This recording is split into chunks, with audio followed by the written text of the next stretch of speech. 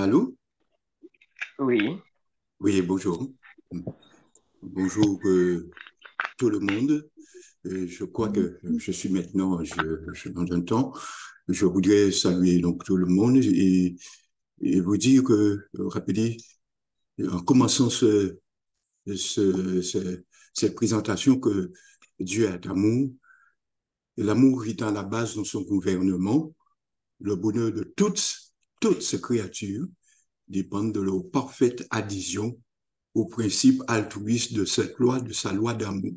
Et je voudrais donc, si j'ai la possibilité, nous avons le temps ce matin, de discuter de ce qui est, est au fond même de, du péché et du mécontentement. Je voudrais donc continuer en disant que Dieu, en accord avec ce qu'il est accordé à chacune de ses créatures, l'intelligence pour pouvoir le connaître. Il leur a accordé à toutes ces créatures la capacité d'apprécier sa beauté, sa miséricorde, d'accepter librement de se soumettre à sa loi. Et si les créatures intelligentes que sont les anges, les habitants et contre le monde ne jouissaient pas de la liberté, elles auraient été, comme nous, dans l'incapacité d'exprimer leur amour à Dieu. Un esclave, même s'il est son maître, même s'il aime son maître, il est capable de lui prouver son amour parce que son statut ne lui donne droit qu'à l'obéissance. Il ne peut pas choisir d'obéir. Nous ne pouvons pas comprendre la conduite de Dieu envers nous aussi longtemps que nous n'assimilons pas qu'il tient à notre liberté comme à la prunelle de ses yeux. Dieu tient à notre liberté. C'est parce qu'il respecte notre liberté que sa manière d'agir nous semble souvent étrange. Dans Isaïe 55, verset 8, il dit car mes pensées ne sont pas vos pensées, vos voix ne sont pas mes voix, dit l'Éternel. Autant les cieux sont élevés au-dessus de la terre, autant mes voix sont élevées au-dessus de vos voix. Effectivement, Dieu dans sa manière d'agir avec nous, respecte notre liberté. Dans sa sagesse, Dieu laissa Lucifer poursuivre sa campagne de dénigrement jusqu'au moment où il éclaterait au grand jour. Il a laissé faire. Il a laissé faire à cause du souci qu'il avait de ne pas se construire une image de tyran. Et il a laissé, ce que nous ne pouvons pas comprendre, il a laissé mûrir le mal pendant un certain temps avant de le sanctionner. C'est pour pouvoir sanctionner le mal en toute sécurité que Dieu va varier la manifestation de son amour envers l'homme. Il a plusieurs manières pour Dieu de manifester son amour. Pouvons-vous identifier la seconde manifestation de l'amour de Dieu? Si j'affirme qu'il y a une seconde manifestation de l'amour de Dieu, c'est que pour moi, il y a une première manifestation de l'amour de Dieu. Ce serait bien pour nous d'identifier la première manifestation de l'amour. Vous la connaissez, puisque vous le dites tous les jours. Comment l'amour de Dieu se manifeste en priorité? Eh bien, elle se manifeste par sa bonté, par son immense bonté. Nous disons bon Dieu, et c'est de cette manière que nous le désignons. Jérémie 31:3, de loin, l'Éternel se montre à moi. Je t'aime d'un amour éternel. C'est pourquoi je te conserve ma bonté. Dieu a été bon envers Adam et Ève. Nous savons comment s'est manifestée cette bonté. Mais après leur désobéissance, il leur a conservé sa bonté. Il ne les a pas chassés de son esprit. Et pour bien fixer nos idées, identifions donc ce même lancé la troisième manifestation de l'amour de Dieu envers ses créatures. Est-ce que vous voyez ce dont moi je veux vous parler? C'est tout son simplement le don incarnation, de Jésus. Le don son de Jésus. incarnation. Oui. Tite 2, verset 11, car la grâce de Dieu de salut pour tous les hommes a été manifestée. Dieu, dans sa grâce, sanctionne le péché. La grâce de Dieu n'est pas complaisante, même si apparemment elle fait grâce. La grâce fait grâce, mais elle n'est pas complaisante, car la grâce de Dieu, source de salut pour les hommes, ne se contente pas de couvrir leur péché. Elle extirpe en dessous ce qui est considéré comme étant la racine du péché, notre manque d'amour, notre manque d'amour pour Dieu. La grâce de Dieu n'est pas passive, elle agit. Genèse 3, verset 15, je mettrai une inimitié entre toi et la femme, entre ta postérité et sa postérité. Cette-ci t'écrasera la tête. Entre la première manifestation de l'amour de Dieu, c'est-à-dire son immense bonté, et la troisième manifestation de l'amour de Dieu, le don ineffable de Jésus, il y a la deuxième manifestation de son amour, la patience. La patience. La patience de Dieu. Première manifestation, la bonté. Deuxième manifestation, Dieu patient vers nous. Et la troisième manifestation, c'est le don ineffable de notre Seigneur Jésus-Christ. Mais Dieu ne veut pas que nous assignions la patience à la complaisance. Voilà pourquoi lorsqu'il fut décidé que Satan serait plus toléré devant le ciel, Dieu ne jugea pas de lui ôter la vie. Il en a été de même pour Adam et Ève lorsqu'ils ont péché, ils ont été chassés. Mais Dieu ne leur a pas enlevé la vie. Le Créateur ne peut agréer qu'une adoration fondée sur un sentiment d'amour et une allégeance dictée par la conviction de sa justice, de sa bonté. Or, si la peine capitale avait été infligée aux grands coupables, les habitants du ciel et des autres mondes, la nature et les conséquences du péché n'auraient pas pu, dans cet acte sommaire, distinguer la justice et la miséricorde de Dieu. Si l'existence de Satan avait été immédiatement supprimée, l'univers aurait servi Dieu par crainte plutôt que par amour. En bannissant Satan du ciel, Dieu manifesta sa justice et soutenait l'honneur de son trône. Mais quand entraîné par la supercherie du grand apostat, l'homme péché, Dieu manifesta son amour sous la forme de la grâce.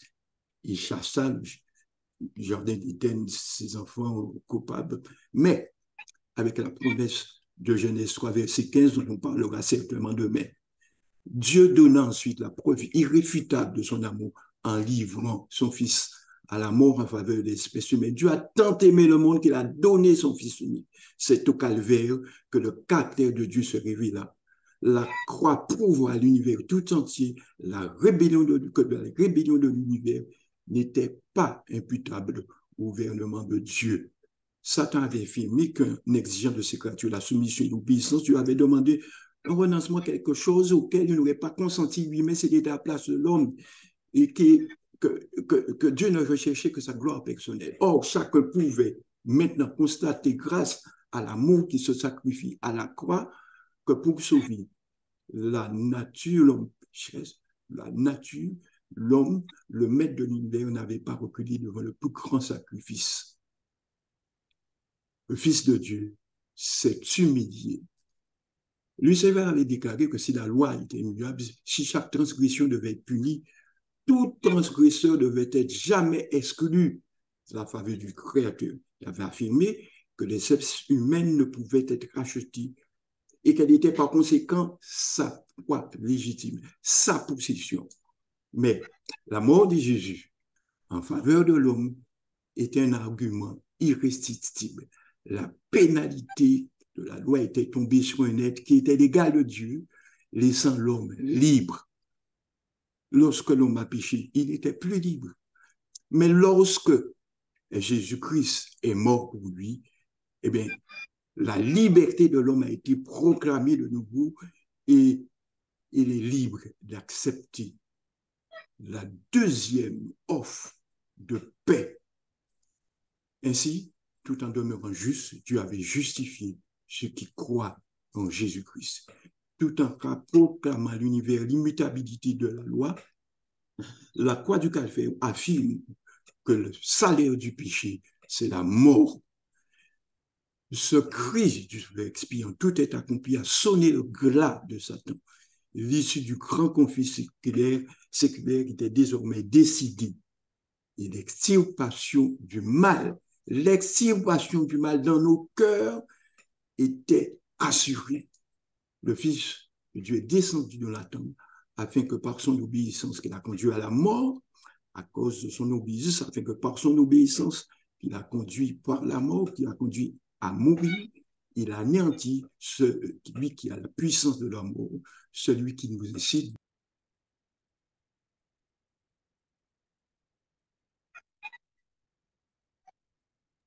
Ton micro est fermé. Oui, oui, je comprends. La totale extirpation du mal avait été un sujet des fois pour les anges. Eh bien, c'est ternir tout simplement l'honneur de Dieu. L'écrasement de la tête du serpent proclame hautement la pérennité de la loi de Dieu. Et ceci concerne tous les êtres, toutes les créatures, qu'elles soient sous le ciel, le ciel, sous la terre, dans les cieux, etc.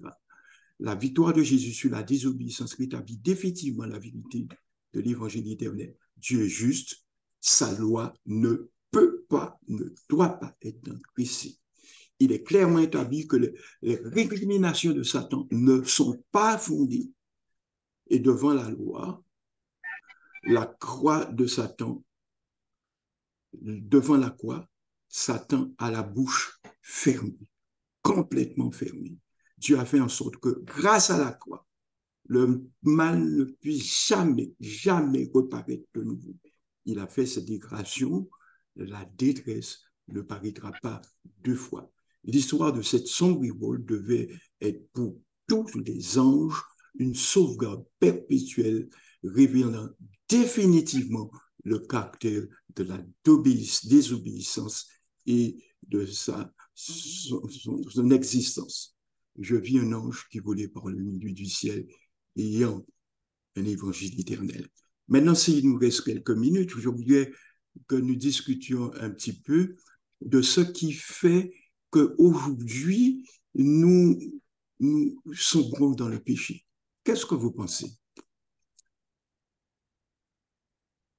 Comme je l'ai annoncé tout au début, quel est, quel est, quel est l'état d'esprit qui nous entraîne bien souvent à pécher, à avoir l'esprit de Satan? Quoi? Et l'orgueil qui se développe en nous. Je sais qui c'est l'orgueil, mais je voulais... Nous sous-estimons comment dirais-je, la grâce et la puissance de la victoire de Jésus sur le péché. Oui, nous perdons de vue Jésus, mais il y a quelque chose de plus pratique, plus terre à terre, qui est un poison dans notre vie. C'est le... Oui? Nous doutons de ce qu'il est pour nous. Oui, mais je voudrais qu'on soit plus précis, plus terre à terre. Ce qui empoisonne l'existence d'un homme ou d'une personne, c'est le mécontentement. Je On est pense que c'est mécontent. Comment? Je pense que c'est la convoitise. Nous convoitons trop, nous convoitons au-delà de ce que l'Éternel nous donne parce que nous ne connaissons pas lui rendre grâce sur petites ou grandes choses qu'il nous donne. Donc nous convoitons la convoitise aussi. Oui, il y a la convoitise, mais c'est tout ça. Mais pourquoi on n'est pas satisfait? Le fait de ne pas être satisfait fait qu'on développe ce qu'on appelle le mécontentement. Le mécontentement, quelle que soit la raison, il y a certaines personnes qui se disent qu'elles ont raison d'être mécontentes. Mais le mécontentement est pour moi ce qui est à la base même de nos comportements de péché. Amen. Si nous pouvions comprendre que nous n'avons aucune raison d'être mécontents, et d'ailleurs il est dit, c'est à cela, à l'injustice que nous sommes appelés. Et lorsque nous sommes victimes de l'injustice, nous devons nous réjouir et ne pas être mécontent. Peut-être c'est une vue de l'esprit de ma part, mais c'est ce que j'ai compris. Le mécontentement est la racine de tous les maux. Mais nous identifions pas cette cause. Que le Seigneur nous aide donc à comprendre qu'on n'a aucune raison d'être mécontent parce que ce mécontentement va nous pousser à faire la même chose que Lucifer. Que le Seigneur nous aide. Prions. Seigneur, notre Père, notre Dieu, nous te remercions pour tout ce que tu fais pour nous. Nous n'avons pas suffisamment identifié la vraie cause de nos malheurs.